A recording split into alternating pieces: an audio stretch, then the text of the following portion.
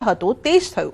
Petrol ડીઝલના ભાવમાં 3-3 રૂપિયાનો વધારો ઝીંકાયો। પેટ્રોલ ડીઝલના ભાવ વધતા પરિવહન મોંઘું નહીં થાય, પણ મોંઘવારીના કારણે તમારા ખિસ્સા પણ ખાલી થશે, કેમ કે પેટ્રોલ ડીઝલમાં ભાવ વધારાની આગથી મોંઘવારીનો બોમ્બ ફૂટ્યો છે। જીવન જરૂરી દરેક ચીજવસ્તુ થશે મોંઘી, ખોરવાઈ જશે તમારું બજેટ।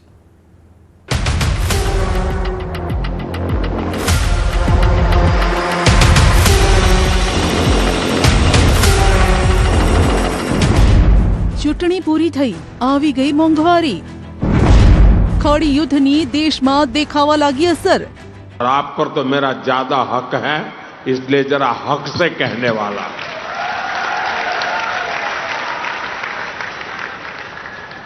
मेरी देश के हर नागरिक से अपील है,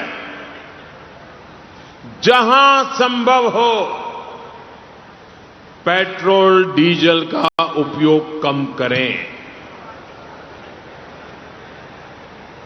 मेट्रो का उपयोग करें, इलेक्ट्रिक बस और पब्लिक ट्रांसपोर्ट का अधिक इस्तेमाल करें।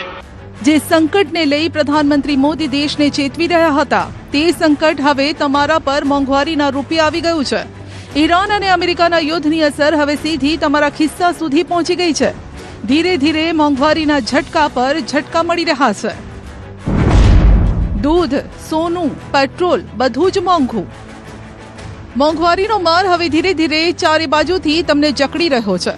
મોંઘવારી પહેલા તમારા ઘરના સિલિન્ડરથી લઈ રેસ્ટોરન્ટ, ઢાબાના સિલિન્ડર સુધી પહેલા બિલ્લી પગે પહોંચી, જે સૌથી પહેલા મોંઘા થઈ ચૂક્યા છે, જેને જનતાના ખિસ્સા ખાલી કરવાનું માર્ચ મહિનાથી શરૂ કર્યું। મે મહિના સુધી તે તમારા ખિસ્સા ખાલી કરતું આવ્યું।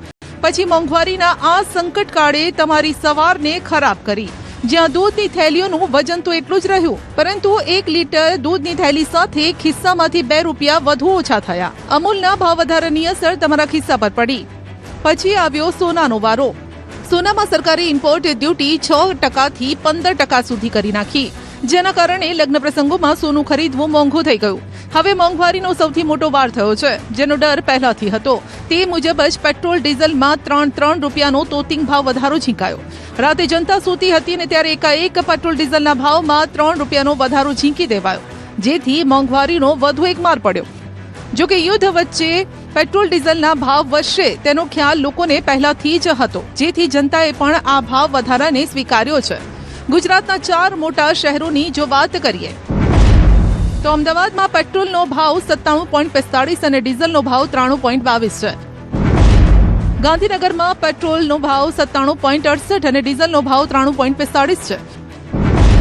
વડોદરામાં પેટ્રોલનો ભાવ 97.68 અને ડીઝલનો ભાવ 92.91 છે। રાજકોટમાં પેટ્રોલનો ભાવ 97.29 અને ડીઝલનો ભાવ 93.7 છે। સામાન્ય રીતે રાત્રે 12 વાગે ભાવ વધારો લાગુ પડે છે, પણ લોકો પેનિક ન થાય તે માટે રાત્રે 3 વાગે ભાવ વધારો લાગુ કરાયો। મોટાભાઈ, પેટ્રોલ અને ડીઝલના ભાવમાં વધારો થયો છે, લોકોના બજેટ ઉપર કઈ રીતે અસર થશે? બજેટ ઉપર એમ તો જોવા જઈએ તો થોડીક મુશ્કેલી થશે। જે પેલું આપણે જે કમાતા હોય એના અંદરથી થોડુંક વધારો ઘટાડો થશે, પછી બહુ બધી રીતે અસર કરશે। પછી ચીજ વસ્તુઓ બી બહુ બધી મોંઘી થશે ને આપણને મતલબ ડેલી લાઈફમાં બહુ બધું પ્રોબ્લેમ જોવા તો મળશે જ। અમે તો એવું માનીએ કે દેશને સપોર્ટ કરવો જોઈએ, દેશને સપોર્ટ કરવો જોઈએ, કારણ કે જ્યારે આપણે તો ઘણી લાઈન નથી, જ્યારે બીજા બધા દેશોમાં લાઈનો છે, પેટ્રોલ મળતું નથી, લિફ્ટ બંધ થાય છે, તો એ હિસાબે આપણે ઘણું સારું છે। અને ભાવ વધારો કઈ ચીજમાં નથી, શા માટે આપણે પેટ્રોલ માટે રડીએ છીએ? એટલું બધું કંઈ ખાસ નહીં, બધી વસ્તુ વધી રહી છે, એટલે મને લાગે છે લોકોના પગાર ધોરણ પર રીતે વધશે જ। બધું કનેક્ટેડ જ હોય છે, એક વસ્તુ વધશે તો બીજી વધશે, બધું મોંઘું થશે તો સેલ વધશે તો લોકોના પગાર વધશે। લાઈન થઈ જશે, થોડોક હાર્ડ ટાઈમ છે એ ફેસ કરી લેવાનો, પછી નોર્મલાઇઝ થઈ જશે બધું। આ ટ્રમ્પે એવી આગ લગાવી છે કે ઈરાનના યુદ્ધમાં ભારતના સામાન્ય લોકોના ખિસ્સા હવે ખાલી થઈ રહ્યા છે। દેશના પ્રધાનમંત્રીની પણ અપીલ છે, ત્યારે જનતાના મનમાં સવાલ છે કે ન જાણે આગળ હવે કેવો સમય આવવાનો છે। લોકો સમજે કે ન સમજે, પરંતુ આગળ મોંઘા દિવસો નક્કી છે, કારણ કે દૂધ 2 રૂપિયા મોંઘું, રાંધણ ગેસ 60 રૂપિયા મોંઘો, કમર્શિયલ સિલિન્ડર 993 રૂપિયા મોંઘું. 5 કિલો નાનું સિલિન્ડર 261 રૂપિયા મોંઘું. ખાવાનું તેલ 15 રૂપિયા મોંઘું. સોનું ઇમ્પોર્ટ ડ્યુટી વધારી. પ્રીમિયમ પેટ્રોલ 2 થી 2.5 રૂપિયા મોંઘું. આટલું જ નહીં, વિદેશ યાત્રા પણ મોંઘી થઈ ગઈ છે. ડોલરની તુલનામાં રૂપિયો ઘસાઈ રહ્યો છે. રૂપિયો ડોલર સામે સેન્ચુરી નજીક પહોંચ્યો છે. પ્રધાનમંત્રી મોદી આમ જ કંઈ ભારતના લોકોને બચતના પાઠ નથી ભણાવી રહ્યા. પ્રધાનમંત્રી ખુદ 20 કારોના કાફલામાંથી 2 કારના કાફલા પર આવી ગયા. મંત્રીઓ પણ પોતાનો કારનો કાફલો ઘટાડી રહ્યા છે. પ્રધાનમંત્રી મોદી દેશને જે બચત કરવાની અપીલ કરી રહ્યા છે તે હવે આંકડાઓમાં પણ નજરે પડી રહી છે. કેમ કે માર્ચમાં જે જથ્થાબંધ મોંઘવારીનો દર 3.88% હતો તે અત્યારે 8.33% પહોંચી ગયો, જે છેલ્લા 42 અઠવાડિયામાં સૌથી વધુ છે. જેમાં ઈંધણની મોંઘવારી 1.5%થી વધીને 24.71% છે. કન્ઝ્યુમર પ્રોડક્ટની મોંઘવારીનો દર 3.39%થી વધીને 4.62% છે. ખાદ્ય મોંઘવારી 1.85%થી વધીને 2.31% છે. જીવન જરૂરી ચીજ વસ્તુઓનો મોંઘવારી દર 6.36%થી વધીને 9.17% જઈ પહોંચ્યો છે. એટલે કે ઈરાન યુદ્ધમાં જે દારૂગોળો ફૂટ્યો તેણે ઓઇલ અને ગેસની સપ્લાયમાં એવી આગ લગાવી કે દરેક ભારતીયના ખિસ્સા ભડકે બળવા માંડ્યા. હવે પેટ્રોલ ડીઝલમાં થયેલા આ વધારાએ પણ ખિસ્સાને વધુ બાળવાનું શરૂ કર્યું છે. પેટ્રોલ ડીઝલ જે મોંઘા થયા છે તેની અસર કંઈક આ રીતે વર્તાશે. ટ્રાન્સપોર્ટેશન ખર્ચો વધશે. ટ્રાન્સપોર્ટેશન ખર્ચ વધતા ચીજ વસ્તુઓ મોંઘી થશે. કાર બાઇકથી ઓફિસે જતા ખર્ચ વધશે. ઓટો કેબના ભાડા વધશે. બસ ભાડામાં પણ વધારો થશે. હવે સમજીએ કે કેમ સરકારે પેટ્રોલ ડીઝલના ભાવમાં તોતિંગ વધારો કરવાનો નિર્ણય લીધો. ઓઇલ કંપનીઓને નુકસાનની ભરપાઈ. ઓઇલ કંપનીઓને દરરોજ 1000 થી 1200 કરોડનું નુકસાન. એક અમેરિકન ડોલરની કિંમત 95 રૂપિયાને પાર. ક્રૂડ ઓઇલની આયાતનું બિલ મોંઘું થયું. ક્રૂડ ઓઇલની આયાતમાં યુદ્ધના કારણે ભાવમાં વધારો. 28મી ફેબ્રુઆરીથી ઈરાન, અમેરિકા અને ઇઝરાયલનું જે યુદ્ધ ચાલે છે તેના કારણે પેટ્રોલિયમ પ્રોડક્ટના સપ્લાયમાં બહુ પ્રોબ્લેમ આવી ગયો છે. શોર્ટ સપ્લાય પણ હતું અને ભાવ પણ વધી ગયા હતા. તેમ છતાંય ભારત સરકારે ગ્રાહકોને ચિંતાના કારણે હજી સુધી ભાવ ન વધાર્યા અને રોજનું લગભગ 2000 કરોડ કે 2500 કરોડનું નુકસાન પેટ્રોલ, ડીઝલ અને એલપીજી ગેસ માટે રોજનું સહન કર્યું છે. પરંતુ હવે આરબીઆઈ અથવા જે મોટી મોટી સંસ્થાઓએ વિનંતી કરી કે હવે આ ભાવ વધારો જે છે, આ જે અત્યારે નુકસાન જાય છે એ જો ભાવ વધારો નહીં કરીએ તો આપણા ભારત દેશને મોટું નુકસાન જશે. માટે આજે 15મી તારીખથી અમલમાં આવે એ રીતે પેટ્રોલ અને ડીઝલ બંનેમાં લગભગ ₹3.3નો વધારો કરવામાં આવ્યો છે. જો કે પહેલા જનતા પર યુદ્ધની અસર ન થાય તે માટે પેટ્રોલ ડીઝલના ભાવ વધારાનો બોજો જનતા પર ન પડે તે માટે પહેલા સરકારે એક્સાઇઝ ડ્યુટી ઘટાડી હતી. પેટ્રોલ પર એક્સાઇઝ ડ્યુટી 13 રૂપિયાથી ઘટાડીને 3 રૂપિયા કરી હતી. ડીઝલ પર એક્સાઇઝ ડ્યુટી 10 રૂપિયા પ્રતિ લીટર ઘટાડીને 0 કરી. પણ હવે આ સંકટ વધી ગયું છે. એક તો ક્રૂડ ઓઇલ મોંઘું અને બીજી તરફ ક્રૂડ ઓઇલની સપ્લાય પર આફત. ઈરાન હવે તો ઝંડા જોઈને પણ હુમલા કરવા માંડ્યું છે. હોર્મોઝ સ્ટ્રેટમાંથી ઓઇલ ટેન્કરનું પસાર થવું લગભગ અશક્ય જેવું થઈ ગયું છે. માટે દેશને પેટ્રોલ ડીઝલ કેમ પૂરા પાડવા તે સંકટ છે. દિવસે ને દિવસે આ સંકટ વધી રહ્યું છે. જનતાને પણ યુદ્ધ શરૂ થયા ત્યારથી જ અંદાજો હતો. માટે હવે જનતાએ પણ પેટ્રોલ ડીઝલનો કરકસરપૂર્વક ઉપયોગ કરવાનું નક્કી કર્યું છે. હાલની તકે જોવા જાવ તો આખા વર્લ્ડમાં બધે વધારો કર્યો સિવાય ઇન્ડિયા. એટલે આપણા માટે ગર્વની વાત છે કે આપણી સરકારે આપણને અત્યાર સુધી તો માહિત રાખેલા છે. આજે મોદી સાહેબે પેટ્રોલનું કીધું છે એના લીધે અમારું જે ફિલ્ડ સ્ટાફ હોય એ લોકોને રેગ્યુલર બેઝ ઉપર તકલીફ ના પડે એના માટે બધા ફૂલ કરાવે છે.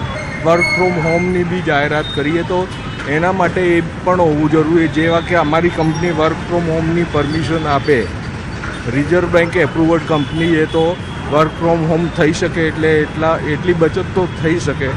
ભાવ વધારો હવે આપણા અન્ય દેશો કરતાં ભાવ વધારાની બાબતમાં વાત કરીએ તો ઘણો પ્રમાણમાં ઓછો છે ને જાળવી રાખ્યો એ પણ મોટી વાત છે. જે રીતે મોંઘવારીનો દર છેલ્લા 42 અઠવાડિયામાં સૌથી વધુ છે, જે રીતે હવે પેટ્રોલ ડીઝલના ભાવ વધતા ટ્રાન્સપોર્ટેશન ખર્ચ વધવાનો છે, તેનો બોજો હવે કંપનીઓ જનતા પર આગામી દિવસોમાં નાખશે તે નક્કી છે, જેનો માર મધ્યમ અને ગરીબ વર્ગ પર પડશે. લોકોને હજુ પણ એવું છે કે મોંઘવારીનો આ પ્રથમ ડોઝ છે, હજુ મોંઘવારીનો વધુ માર પડશે. આ તકલીફ તો મધ્યમ વર્ગવાળાને છે જ, બરાબર, એ તકલીફ તો છે જ. પેટ્રોલના ને ડીઝલના વધારે હોય તો તકલીફ તો છે જ. હા, વાહન એમાં શું છે કે વાહન હલાવે એ કાયમી જેને જોતો હોય એ જોશે જ. માણસોને બહુ અત્યારે મોંઘવારી એક તો એક બાજુ હોય અને અત્યારે પાછો આનો માર પડી રહ્યો છે, એટલે માણસોને બહુ તકલીફ પડશે. અત્યારે બધોય ભાવમાં બહુ વધારો છે. પેટ્રોલના ભાવ અત્યારે 3.5 રૂપિયા વધી ગયા, ડીઝલના ભાવે વધી ગયા. મધ્ય વર્ગ આમાં ક્યાં જશે? બરાબર, અમારે શું કરવાનું? સરકાર હવે જોવે ને સામું મધ્યમ વર્ગની સામે તો સારું છે. લોકોને સર પહેલી વસ્તુ તો એ છે, ભાવ સાંભળીને અત્યારે તો એ લાઈનો લાગી જ છે. એ હજી લોકોને એવું જ થાય છે કે હજી ભાવ વધશે એવું માનવામાં આવે છે. ડીઝલમાં ભાવ વધારાથી ખેડૂતો ચિંતિત. ખાતર મોંઘું, બિયારણ મોંઘું, હવે ડીઝલ પણ થશે મોંઘું. ખેડૂતોની ચિંતા પણ આ ભાવ વધારાથી વધી છે. ખેડૂતો વાવણીથી લઈ લણણી સુધી ટ્રેક્ટરનો ઉપયોગ કરે છે. અગાઉ ટ્રેક્ટરથી ખેતરમાં ખેડાણ કરવાનો ભાવ પ્રતિ કલાક 900 થી 1000 હતો, જે હવે વધીને 1200 થી 1500 થયો. ચોમાસાની સિઝન શરૂ થવા પર છે ને ત્યારે આ ભાવ વધારો ખેડૂતો પર વધુ આર્થિક ભારણ નાખશે. ડીઝલના ભાવ વધવાથી લીટરે 3 રૂપિયા, કલાકે 1000 રૂપિયા હતા, હવે 1200 રૂપિયા થઈ શકે. ચોમાસાની સિઝન હવે તૈયારી લગભગ નજીકમાં આવી રહી છે. ખેડૂતને ખેતી કરવામાં બહુ મુશ્કેલી પડે એમ છે, તો હવે સરકારને કંઈ એની સહાય કરવા માટે કોઈ ઉપયોગ કરવો પડે, કાં તો ડીઝલના ભાવ ઉતારવા પડે, કાં તો કંઈક બીજી યોજના કરવી પડે. હવે ડીઝલના ભાવ વધવાથી હવે અમારે ખેતી કેવી રીતે કરવી, કારણ કે ટ્રેક્ટરો વાળોએ ભાવ વધારી દીધો છે કલાકનો. દૂધમાં ભાવ વધારાથી ચાની ચુસ્કી પણ મોંઘી થવાની છે. જે કટિંગ ચાના કપના 14 રૂપિયા હતા તે વધીને 15 રૂપિયા થઈ જશે. નવો ભાવ એક અઠવાડિયામાં અમલી થશે. કમર્શિયલ ગેસના સિલિન્ડરના ભાવે પહેલા જ ખાણીપીણીના ધંધાર્થીઓની કમર તોડી નાખી છે. હવે દૂધમાં ભાવ વધારાએ દાજ્યા પર ડામ આપ્યો છે.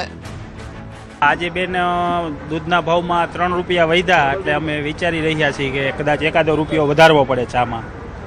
ક્યારથી આ ભાવ વધારો કરશો? 2-5-10 દિવસમાં લાગુ કરી દેશું. નવી પ્રિન્ટ આવી જાય એટલે ભાવ વધારાનું બધું વિચાર કરીને.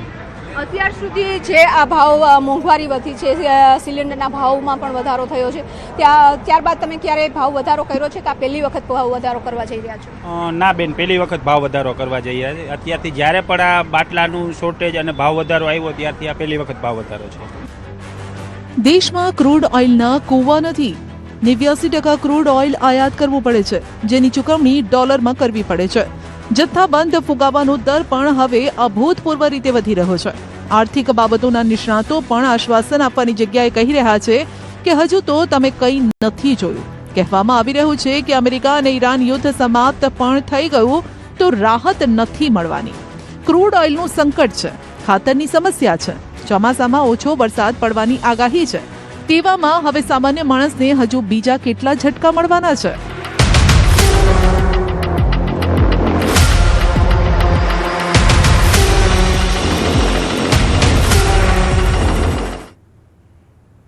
પંચ તત્વોને જીવનનો આધાર માનવામાં આવે છે, જેમાંથી એક તત્વ છે પાણી. કહેવાય છે કે જળ જ જીવન છે, પણ જીવન બચાવતા એ જળ માટે સંઘર્ષ કરવો પડે તો? પાણીના એક બેડા માટે ખતરો કે ખેલાડી બનવું પડે તો? વાત પાણીદાર ગુજરાતના એક વિસ્તારની કે જ્યાં ચોમાસામાં ભરપૂર વરસાદ વરસે પરંતુ ઉનાળે જમીન પાણી માટે તરસે.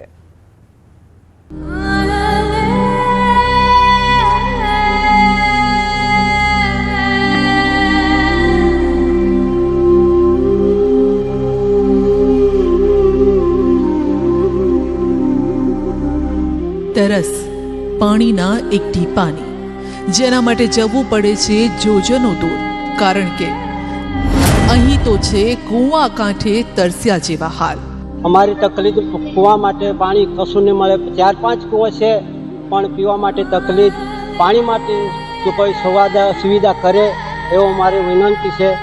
2 ટીપા પાણી માટે જોખમમાં મુકાય છે જીવ. કૂવાના તળ માપો તો જળ સાથે થાય છે ભેટો. એટલે કે તરસ छिपाવવા જીવ સાથે રમવી પડે છે રમત. જરા વિચારીને જુઓ કે 2 બેટલા પાણી માટે તમારે 50 ફૂટ ઊંડા કૂવામાં ઉતરવું પડે, એ પણ આવી રીતે. તો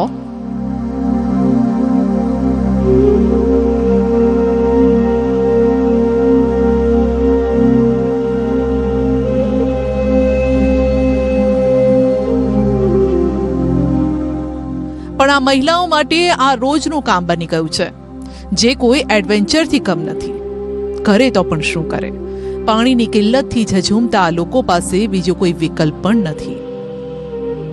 કૂવામાં ઉતરવા માટે ક્યારેક સીડી પણ ન મળે.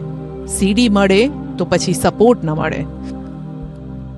જો પગ આડો અવળો થયો કે ધ્યાન ચૂકી ગયા તો નીચે પડતા વેત ઉપર જતા રહીએ તે નક્કી છે. આટલી જદ્દોજહેદ બાદ પણ જો પીવાનું શુદ્ધ પાણી મળે તો કદાચ હાશકારો થાય, પણ ત્યાંય તો આ ભોળી જનતાને મળે છે દગો. અમારું ગામ મોટી કડવો 7 માળ ફર્યું છે, જેમાં અમારા ગામમાં પાણીની સમસ્યા બહુ ઘણી છે. કૂવામાં જોઈ શકો છો કે આખું પાણી સુકાઈ જાય, છેલ્લા દેડકાવાળું કંઈ ગંદુ પાણી અમને પાણી પીવા માટે મળે છે. સરકારને બસ આટલી માંગ છે. જો કે આ હાલ કોઈ સૂકા કે રણ પ્રદેશના નથી, પણ એવા વિસ્તારના છે જ્યાં ચોમાસામાં સૌથી વધુ વરસાદ વરસે. રાજ્યના ચેરાપુંજી ગણાતા વલસાડ જિલ્લાના ધરમપુર અને કપરાડા તાલુકામાં ચોમાસામાં 140 ઇંચથી વધુ વરસાદ થાય. પણ ઉનાળો આવે એટલે ધરમપુર કપરાડાના પહાડી અંતરિયાળ વિસ્તારના ગામોના બેટલા ખખડવા લાગે. કૂવા ખાલીખમ થઈ જાય, બોર સુકાઈ જાય અને નળ એ વળી શું? આવા જ હાલ છે ધરમપુરના મોટી કોરવડ ગામના. આ ગામમાં ઘર ઘર સુધી નળની વાત તો દૂર રહી, પરંતુ ગામમાં 5 કૂવા હોવા છતાં પણ એક પણ કૂવો કામનો નથી. માટે આ ગંદા પાણીથી લોકોએ કામ ચલાવવું પડે છે. જળ માટે આ મહિલાઓ માટે જ તો ખીલી રહી છે જંગ. મહિલાઓ આ રીતે કૂવામાં ઉતરે છે, તળિયે એકઠું થયેલું પાણી દેગડામાં ભરે છે, પણ એ પાણી ડહોળું, ગંદુ, જીવાતવાળું છે. શું કરે? પાણીદાર તંત્ર આ લોકોને પાણી નથી પૂરું પાડી શકતું. અમારા ગામમાં પાણીની ખૂબ જ તકલીફ છે. જેમ કે પાણી ઉનાળામાં રહે જ નહીં, તો અંદર કૂવામાં નીચે ઉતરવું પડે ને પાણી થોડું ઘણું કાઢીને પછી લઈ જાય ઘરે, ને ઘર વપરાશ માટે થોડું થોડું આમ કરીને વાસણ કંઈ માંજવાના હોય તો વપરાશ માટે વાપરીએ. ને ગાય માટે બી તકલીફ કેટલી હોય, આ ગાયોને એમ પાણી પીવડાવીએ. ને મોટી કોરવડ ગામના 7 માળી ફળિયાની આ કરુણતાના દ્રશ્યો બતાવે છે કે અંતરિયાળ વિસ્તારોમાં આજે પણ વિકાસ જાણે રસ્તો ભૂલી ગયો છે. સરકાર ભલે હર ઘર નલ અને નલ સે જલના દાવા કરે, પરંતુ જે દ્રશ્યો આપની સામે છે તે જ છે વાસ્તવિકતા. આ ફળિયામાં 150 થી વધુ પરિવારો રહે છે, જેઓ માટે સરકારે આસપાસ નાના મોટા 5 જેટલા કૂવા બનાવ્યા, જેમાંથી 3 કૂવા સુકાઈ ગયા. એક કૂવો જર્જરિત છે. બાકી રહેલા એક કૂવામાં થોડું થોડું પાણી ભરાય છે, જેમાં પણ ગંદકીની પરત જામી છે ને પાણીમાં દેડકા કૂદાકૂદ કરે છે. જો કે આવા પાણી સુધી પહોંચવા માટે પણ મહિલાઓએ 1500 ડગલા ભરી દૂર જવું પડે, એ પણ તપતા સૂરજ તળે. એક તો પાણી ન મળે ને બીજી બાજુ પરસેવે રેપ ઝેપ થવું પડે. આ સમસ્યા અંગે અનેકવાર રજૂઆત કરવામાં આવી, પરંતુ આજ દિન સુધી કોઈ રજૂઆતનું નિરાકરણ નથી આવ્યું. 4-5 જઈને એકબીજા પર એક દેગડા ભરીને ઉપર પાપર આપી દે ત્યારે અમારે રેશન પાણી થાય, નહીં તો પાણીની બહુ તકલીફ છે. ગાય માટે હોય તકલીફ, અને અમારે જુવાળ માટે માણસ માટે હોય તકલીફ. અને અમારે 4-5 કિલોમીટર દેશી ગાય છે, તો 4-5 કિલોમીટર અમારે દેશી ગાય માટે પાણી પીવડાવવા માટે ડુંગર ચડાવવાની લઈ જવા પડે. જોગણ ગામમાં જળ સંકટ. મધ્ય ગુજરાતમાં પણ પાણીની કિલ્લતનો સામનો કરી રહ્યા છે લોકો. અહીં કુદરત નહીં, તંત્ર જ રૂઠ્યું છે. પાણીની વ્યવસ્થા કરવાના સ્થાને પ્રજાને તરસ્યા રાખી રહ્યું છે. આણંદ જિલ્લાના પેટલાદ તાલુકાના જોગણ ગામમાંથી પાણી આપોના નારા સંભળાઈ રહ્યા છે, પણ તંત્રને નહીં સંભળાય. ગામના જગદીશપુરા વિસ્તારમાં પીવાના પાણી માટે બોર છે, પણ પાણી આવે તો કામના. જોગણ નહેરમાં જગદીશપુરા પાણીનું અમારે તકલીફ છે, તો પાણી અમારું પૂરું કરો ગમે તેમ કરીને. નહેરમાં પાણી આવે તો અમે લુગડા વાહણ નહીં ધોઈએ બધું. ચકલિયા તો પાણી નામે નહીં આવતું. 4 બોર કર્યા તો છતાં પાણી અમારે આવતું નહીં. ટાંકી બન્યા લો ગમે તે રીતે અમારે પાણી આવે ચકલીએ, મોટરો મૂકીએ તો પાણી આવતું નહીં અમારે. 50 પરિવારો પાણી વગર તરસ્યા. હાલ સમગ્ર આણંદ જિલ્લામાં ગરમીનો પારો પણ હાઈ છે, 42 ડિગ્રીએ પહોંચ્યો છે. ત્યારે પાણીના આવતા મહિલા સહિત બાળકીઓ પણ દેગડા લઈ તાપના ટોર્ચર વચ્ચે પાણીની શોધ કરવા નીકળી પડે છે. જ્યાંથી પાણી મળે ત્યાંથી તરસ छिपाવવાનો બંદોબસ્ત કરી લે છે. અમારા એક જ અરજી છે કે 2 બોર કર્યા. એ પહેલો બોર કર્યો એમાં ISI માર્કાની પાઇપો નથી એટલે એ ફેલ ગયો. બીજો બોર કર્યો એમાં ટાંકી મેળી નહીં. બોર બનાવીને ગયા હજુ આવ્યા નહીં, અને સૌને પાણી પહોંચે એવી અરજી અમારી છે. જોગણ ગામની આ સમસ્યા અંગે ન્યૂઝ 18 ગુજરાતીએ પેટલાદ તાલુકા વિકાસ અધિકારીને સવાલ કર્યો, તો તેમણે પણ બાંહેધરી આપી, હાશકારો આપ્યો કે ટૂંક સમયમાં નિરાકરણ આવી જશે. જોઈએ આ ટૂંક સમય ક્યારે આવે છે. ભરૂચ નગરપાલિકામાં પીવાના પાણી મુદ્દે વિવાદ. આ આક્રોશ, આ નારા એ સત્તાધીશો સામે છે, જેઓ કાર્યાલયમાં લોકો માટે પીવાના પાણીની વ્યવસ્થા સુદ્ધા નથી કરી શકતા. નગરપાલિકામાં લગાવવામાં આવેલા વોટર કુલર લાંબા સમયથી બંધ છે. આસપાસ ગંદકી છે. આવામાં ગરમીના માહોલમાં અરજદારોને શુદ્ધ પીવાનું પાણી ન મળતા મુશ્કેલીઓનો સામનો કરી રહ્યા છે. પાણીની સુવિધાને લઈને વિવાદ સર્જાયો તો વોર્ડ નંબર 3ના કોંગ્રેસના ચૂંટાયેલા સભ્ય જિગ્નેશ બ્રહ્મભટ્ટે ખુદ નગરપાલિકા કચેરી ખાતે પીવાના પાણીના જગ મૂકવા પડ્યા. ભરૂચ શહેર એટલે નર્મદા નદીના કિનારે વસેલું શહેર છે. ફક્ત દર્શનથી પાવન થવાય. અહીંનું પાણી જો કચ્છ, કાઠિયાવાડ અને રાજસ્થાન, MP, મધ્યપ્રદેશ બધી દરેક જગ્યાએ આપી શકતા હોય તો આપણા ભરૂચની જનતા કેમ આપણે નગરપાલિકાની અંદર પીવાનું પાણી ના આપી શકીએ? વિવાદ વધતા ભરૂચ નગરપાલિકાના ચીફ ઓફિસરે પાણીની વ્યવસ્થા કરવાની બાંહેધરી જરૂર આપી. ભરૂચ નગરપાલિકા દ્વારા જન્મ મરણ શાખા તેમજ આવકના દાખલામાં જે કોઈ અરજદારો આવે છે એના માટે આજરોજ જે છે ઠંડા પાણીના કેરબાની વ્યવસ્થા કરેલ જ છે. નગરપાલિકાનું કુલર અને RO એ સર્વિસમાં આજે અમે કરાવડાવી અને એનો પણ ચાલુ કરીએ છીએ, અને અરજદારોને કોઈ તકલીફ ના પડે માટે નગરપાલિકાએ ઠંડા પાણીની વ્યવસ્થા કરી છે. કુવાડવા રોડ, જય ગુરુદેવ પાર્ક 2, પાણીના નળના પ્રશ્ને કુવાડવા રોડ બ્લોક કરેલો છે. રાજકોટના કુવાડવા રોડ પર ગુરુદેવ પાર્ક સોસાયટીમાં સ્થાનિકોએ પાણીને લઈને વિરોધ કર્યો. મહિલાઓએ રસ્તા પર ચક્કાજામ કર્યો, કારણ કે છેલ્લા 2-3 દિવસથી અહીં પાણી નથી આવતું, જેને લઈને આખરે મહિલાઓએ જ રસ્તા પર ઉતરવું પડ્યું અને સત્તાધીશોને જગાડવાનો પ્રયત્ન કર્યો. આ સમયે વાહન ચાલકો પણ અટવાયા. ઘટનાની જાણ થતાં પોલીસ કાફલો ઘટના સ્થળે પહોંચ્યો અને રસ્તો ખુલ્લો કરાવ્યો. અને હવે એવા દ્રશ્યો બતાવીશું જ્યાં છતે પાણીએ થઈ રહ્યો છે વેડફાટ. એક તરફ પાણીની શોધ ચલાવી રહ્યા છે લોકો, અને બીજી તરફ પાણી હોવા છતાં ભોંય ભેગું થઈ રહ્યું છે. એક તરફ પાણી માટે લોકો દર ભટકે છે, ત્યાં છોટા ઉદેપુરમાં ઉલટી ગંગા વહે છે. ભર ઉનાળે લાખો લીટર પાણીનો વેડફાટ. છોટા ઉદેપુરના નસવાડીના ગનિયાબારી પાસે કુપ્પા પાણી પુરવઠા યોજનાની પાઇપલાઇન લીકેજ થતા પાણીના ફુવારા ઉડ્યા ને કેટલું પાણી આમને આમ વહી ગયું. તંત્રની બેદરકારી સામે આદિવાસી વિસ્તારમાં ભારે રોષ છે, કારણ કે આદિવાસી વિસ્તારમાં 72 ગામોને આ પાઇપલાઇન પીવાનું પાણી પૂરું પાડે છે. ત્યારે છોટાઉદેપુરના જેવા કેટલાય ગામો છે જેણે ભર ઉનાળે પાણી માટે તરસ્યા રહેવું પડે છે. હવે એવા સમયે જો આ ફિલ્ટરવાળું વપરાશ વગર કોતરોમાં પાણી વહી જાય તો શું થાય? દર વર્ષે ગામડાઓમાં પાણી વિતરણ કરવા માટે પાઇપલાઇન રિપેરિંગ કરવા માટે 2 કરોડ રૂપિયા સરકાર પાણી પુરવઠા વિભાગના કોન્ટ્રાક્ટરને આપે છે, પણ આ તંત્ર કેટલું બેદરકાર છે એ જોઈ લો. નસવાડી તાલુકામાં કુપ્પા ગામથી પાણી પુરવઠાનો પાઇપલાઇન કરેલી છે, તેમાંથી અધવચ્ચે પાણી બધું વેરાઈ જાય છે. લોકોને પાણીની પીવા માટે ખૂબ જ હાલત થશે, તો આજ દિન સુધી સરકારે આ કંઈ ધ્યાન દોર્યું નથી. આ પાણી વેરાય છે એ વેરફાઈ થાય છે.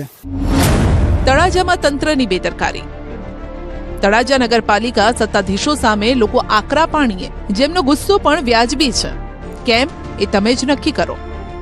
આસપાસ છે મજૂર માણસો જે કામ કરવાવાળા જે છે એ તો લોકો આવીને બેસી ગયા છે, પરંતુ જે સજેશન કરવાવાળા લોકો જે છે કે જેના હકમાં આવે છે આ વસ્તુ કે ભાઈ શું કરવું, કઈ રીતે કરવું, તે સલાહકારો હજી કોઈ અહીંયા આ સ્થળ ઉપર દેખાણા નથી. હવે જોવાનું એ રહ્યું ક્યારે લોકો અહીંયા હાજર થશે અને આ પાણી બંધ થાય અને વહેલી તકે તળાજાને